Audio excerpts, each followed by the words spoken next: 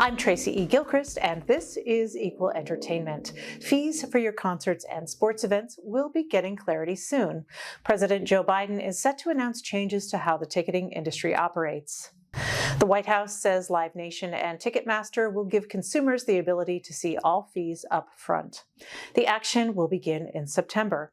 Then Americans don't have to worry about potential price increases late in the checkout process. There's been increased pressure on the industry to be more transparent about the so-called junk fees they add. Bill Cosby could be facing more legal action. 9 women who accused the comedian of sexual abuse in the past have filed a new lawsuit asking for a jury trial against him. The plaintiffs allege they were either given pills or tainted drinks, then sexually assaulted by Cosby. These encounters all took place in Nevada. The lawsuit filed in the U.S. District Court of Nevada says the encounters happened from approximately 1979 to 1992. The lawsuit was filed just weeks after a new law took effect in Nevada, eliminating the statute of limitations for most sexual assault cases. Cosby is also facing lawsuits in other states that recently passed similar look-back laws, including in New York and California. Demi Lovato is opening up about their struggles as a gender non-binary person and the decision to reintroduce she/her pronouns in addition to they/them pronouns. Lovato talked with GQ about the difficulties of using they/them pronouns and educating people about their identity. They also highlighted the challenges of using gendered public spaces, particularly women's restrooms, and also the limitations of the male-female binary in official documents. Lovato emphasized spreading awareness and advocating for more gender-neutral options in society. Lovato came out as non-binary in 2021. A group of friends embark on a weekend getaway only to encounter a crazy killer. Sounds like a classic horror film, right? But a new movie is spoofing the concept and turning the tropes of the horror movie on their head. The Blackening follows the characters who are all black as they figure out what's going on. The kicker? It takes place on Juneteenth. The cast gathered at the iconic Apollo Theater in New York City to celebrate the premiere. Oh my God. First of all, the Apollo is historic, but we know that this movie is going to do something historic in and of itself. So I feel like it's fitting. Like, we're celebrating Black culture in one of the most iconic spaces that has celebrated Black culture in the history. I'm just so excited. It's so wild. It's unreal. The multitude of entertainers have come here crazy, so I'm glad to be one of them. You know what I mean? And I'm glad that we're doing it here. It's so black. This film has been marketed as just black on black on black on black. We coming out Juneteenth weekend. We're premiered at Tribeca, but in Harlem, okay, Harlem Renaissance and everybody, and at the world famous Apollo Theater. It don't get no blacker than this. I feel like I hope people know that we did this for the culture. Okay. Number one, to be here in Tribeca and to have a festival that is honoring what we did and what we created. We're all just so greatly appreciative for it. And then to be at Apollo in Harlem, the history, the legacy, and to see what we're trying to do to progressively move culture forward in the right way, and this being a legacy that moved us forward in so many good ways, it's a gift and it's a blessing at the same time. It's authentic. We show different hues of blackness. I mean, we all know that Black people are not a monolith, but it's nice to see fully fleshed out characters, and not one, not two. There are 4 different types of Black women. There are 4 different types or 5 different types of Black men. I feel like the world needs to see us in our fullness, and so often people see us through the lens of whiteness, and you don't get a chance to really see us in our full capacity and our full glory, and as amazing as we are. Yes, my character's name is Dwayne.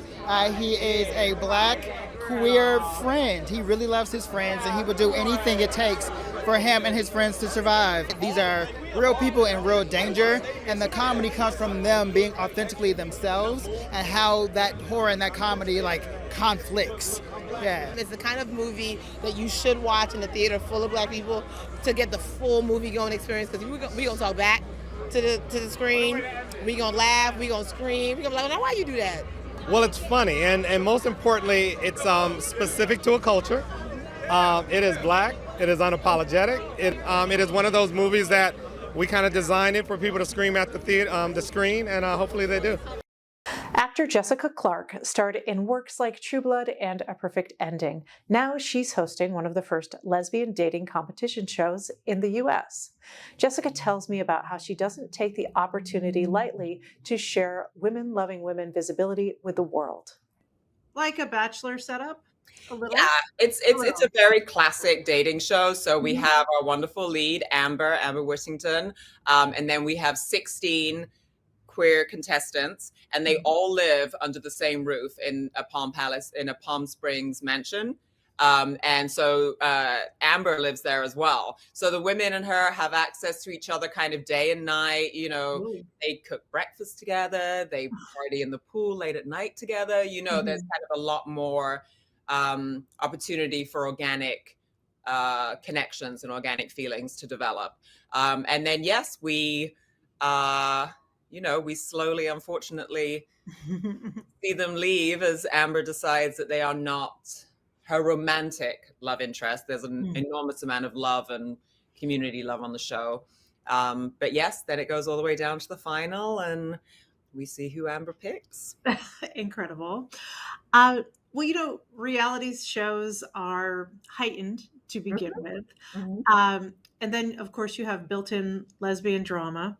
So but I wonder, in the hands of Nicole Kahn, who is herself a part of the community and who has directed really seminal lesbian films, how was that handled?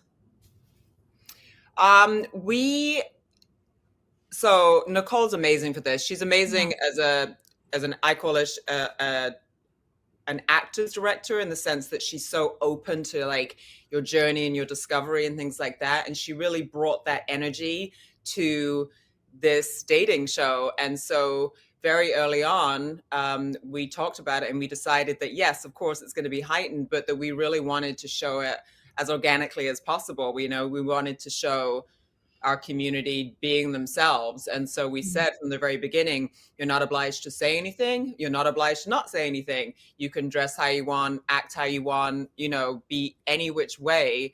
And we will follow and get to know you. Jennifer Lawrence is back on the silver screen, but not in a role that you would typically see her in. No Hard Feelings is a coming-of-age comedy where Jennifer's character Maddie dates an introverted 19-year-old to help bring him out of his shell and to save her childhood home.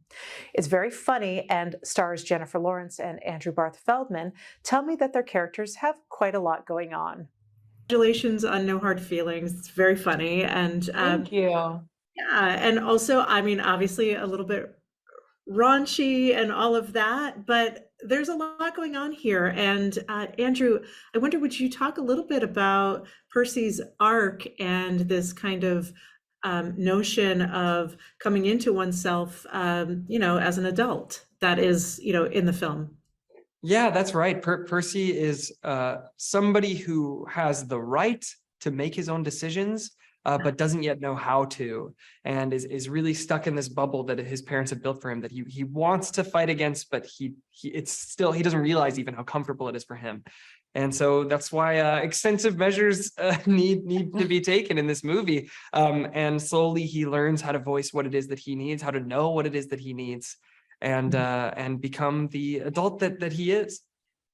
Yeah, wonderful. Well, thank you for that. And Jennifer, Maddie has this very hard shell for much of the movie, and she's also dealing with some big things, a little bit of grief and also classism. And so those things are in the film. I wonder, would you talk a little bit about what Maddie learns from Percy? God, I think she has her entire life kind of turned upside down and changed by this considerate, kind boy who wants a connection with love. I don't think that it's really ever occurred to Maddie that could happen or would be something that she would be capable of doing or be interested in doing. And after this boy is a virgin, but still has such a specific idea of how, love should be, as opposed to this girl who's been in plenty of relationships, but hasn't even thought of love that way. I think it really changes her mindset on love. The Advocate Channel, Equal Pride, and Out Magazine are joining with iHeartMedia and Procter & Gamble for one of the biggest Pride celebrations online. Can't Cancel Pride 2023 is hosted by Jojo Siwa, with performances from Brandi Carlile, Adam Lambert, Big Frida, Ciara, Billy Porter, Fletcher, Haley Kiyoko, and more. Can't Cancel Pride is streaming now on advocatechannel.com, or you can watch on your smart TV by downloading the Advocate Channel's app on Roku, Google TV, Apple TV, or Fire TV. You can watch the Advocate Channel live by downloading our app in the Apple or Google Play Store. You can also subscribe to our YouTube channel. For the Advocate Channel, I'm Tracy E. Gilchrist. Thank you for watching.